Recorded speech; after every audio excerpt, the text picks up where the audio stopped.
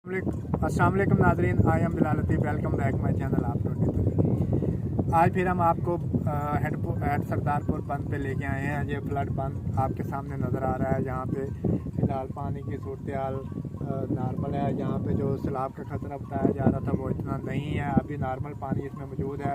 मुल्क में सैलाब की सूरत हाल है। बलूचिस्तान में और पंजाब के अक्सर इलाकों में सैलाब आ चुका है, लेकिन यहाँ हेड सरदारपुर जो है ये कबीर वाले का एक इलाका है, छोटा सा इलाका है ये, लेकिन यहाँ पे फ़िलहाल सूरत हाल नॉर्मल है। ये आप देख रहे हैं, ये दरिया चंद्रावी का संगम और ये दरिया चनाब दोनों का यहाँ पे संगम हो रहा है, मिलाप हो रहा है। लेकिन यहाँ पे जो इस बंद की लंबाई है वो 7400 फीट है और इस की गहराई जो है वो 30 फुट के करीब है। लेकिन अभी यहाँ 10 फुट के करीब तक पानी सिर्फ आया है।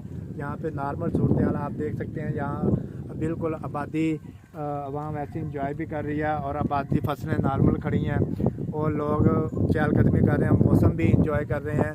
हल्की हल्की बारिश भी हो रही है, मौसम हवा भी चल रही है। यहाँ पे एक हमारे भाई बैठे हैं, हम इनसे थोड़ा सा पूछते हैं भाई क्या सूरत हाल है यहाँ के। भाईजान एक मिनट बात सुनना भाईजान।